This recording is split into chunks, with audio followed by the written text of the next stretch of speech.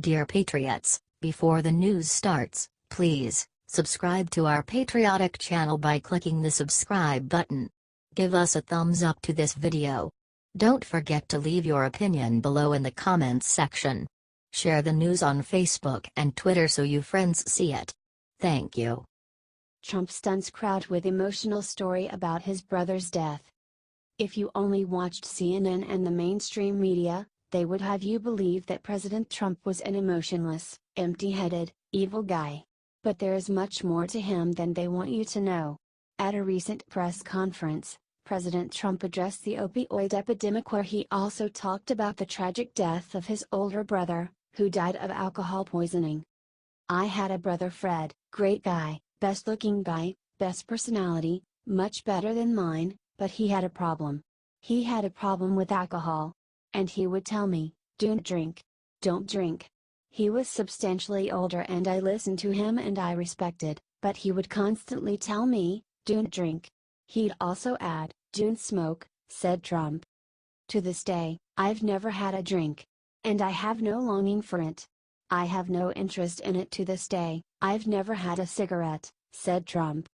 "I had somebody that guided me and he had a very, very, very tough life because of alcohol, believe me.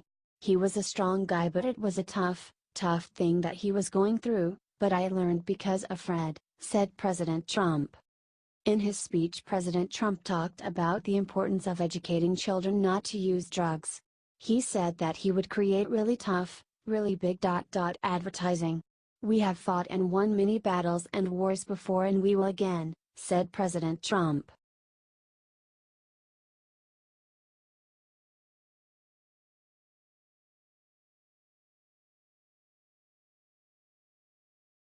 Senator Jeff Flake is asked if he would rather have Hillary as president. His answer speaks volumes. Senator Jeff Flake made a big scene in Congress when he went on an anti-Trump rant. However, he was completely stunned when asked if he would rather Hillary Clinton be president. "Senator, let me test your newfound freedom for a second. I know you disagree with her on just about every major policy issue facing this country. But in terms of protecting our democracy, protecting respect for the office of the presidency and protecting our image abroad, is it possible in your mind to consider that it would have been better if Hillary Clinton had won this election?" asked NBC's Matt Lauer. "We kind of made a Faustian bargain with this president, that we could excuse the behavior and everything simply because we could get some conservative judges or tax cuts," responded Flake. "Would it have been better if she won the election?" asked Lauer again. "Well, I can tell you, no president, Democrat or Republican in recent memory has exhibited the kind of behavior that this president has. And so I am a Republican, I'm a conservative. I would love to have a Republican president, but not at any cost. I didn't vote for this president last November. I didn't vote for President Clinton either. Secretary Clinton either," said Flake. "Second thoughts on that?" asked Lauer. "I can tell you, I'm not happy with the direction we're going," said Flake. Wow.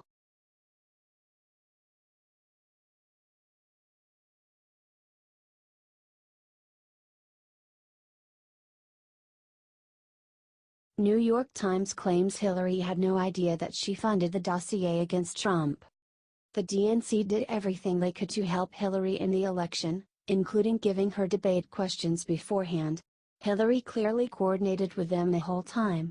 Now, it has recently come to life that Hillary's campaign and the DNC funded the disproven, baseless, dossier that alleged that Trump went to Russia and hired prostitutes to urinate on him. Officials from the Clinton campaign and the DNC have said they were unaware that Perkins Coie facilitated the research on their behalf, even though the law firm was using their money to pay for it. Even Mrs. Clinton only found about Mr. Steele's research after BuzzFeed published the dossier, according to two associates who discussed the matter with her, wrote the New York Times. They said that she was disappointed that the research, as well as the fact that the FBI was looking into connections between Mr. Trump's associates and Russia, was not made public before Election Day, said the NIT. But word of the memos and their contents had circulated in Washington political and media circles before the election. In British court filings, Mr. Steele's lawyers said that he and Fusion GPS briefed journalists from a range of media outlets, including the New York Times, on his research starting in September of 2016, they wrote. The real question that stems from all of this is, how dumb do they think we are?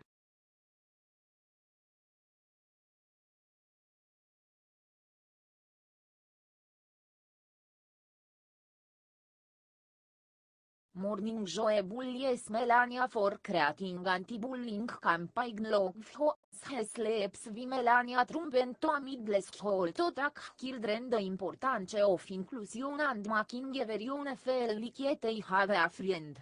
However, MSNBC se Joe Scarborough and Mika Brzezinski had a huge problem with this. I encourage you to find a new friend and at lunk with a new friend and nova friend. Ask them what they like, what their hobbies are, so nobody becomes sad or stressed, and everybody feels included, said Melania. I think it is important that we show kindness and compassion. I always believe that you need to treat others with respect and kindness and compassion, but also stay true to yourself. Just listen to your heart, but be yourself, said Melania.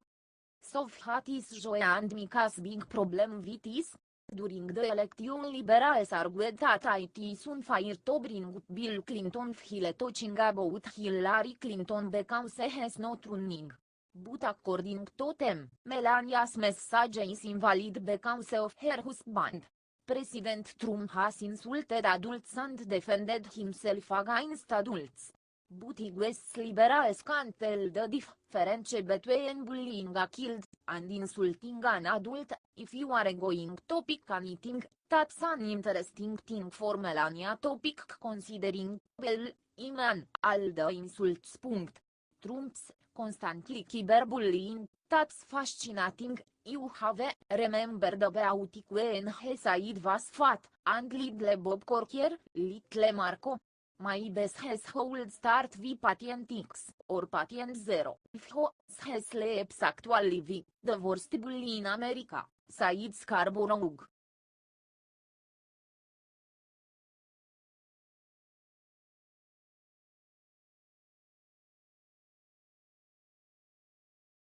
Hannity goes all out against Senator Flake with a brutal takedown for his speech against Trump.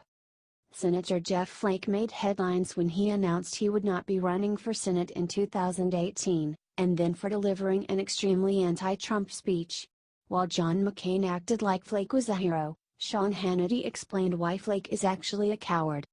Here's a simple truth, all three of these guys, Corker, Flake and Senator John McCain, are us. They're inept, they're ineffective, they have completely failed to deliver on the promises they made to their constituents and you the American people for years, said Hannity. These guys have accomplished nothing, and others like Ben Sass, too. And you know what? All they're doing here is standing in the way of enacting an agenda to help move the country forward, what the people voted for last November. And they're trying to be martyrs in the process, said Hannity. You guys want to be martyrs? You go right ahead. Here's my answer to all of you tonight, good riddance, happy trails, don't let the door hit you on the way out of town, said Hannity.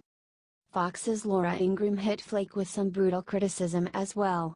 There's one thing we should remember, she said. In listening to what we heard today from Jeff Flake, if you didn't hear his voice, this could be a speech that was delivered by Nancy Pelosi. This could have been a speech that was delivered by Chuck Schumer. Almost everything with the press is focusing on it's not that he's that conscious of the conservative movement. It's the tone, the vitriol, the this, the that. He lost, said Ingram.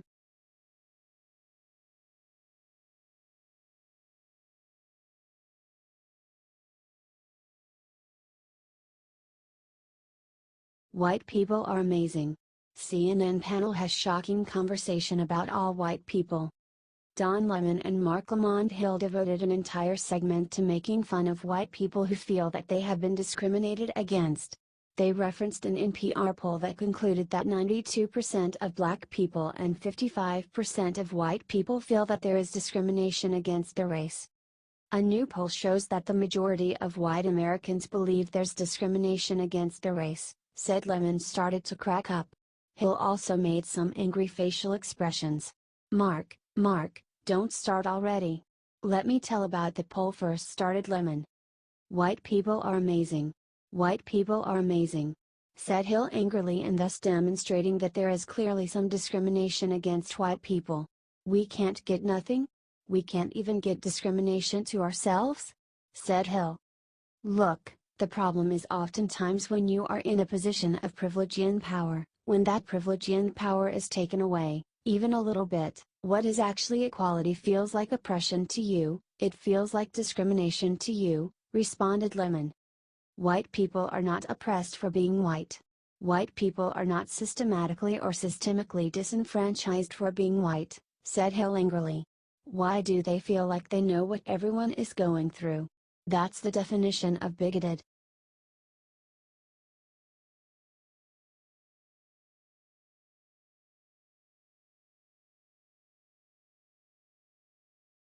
Shut up and do your job.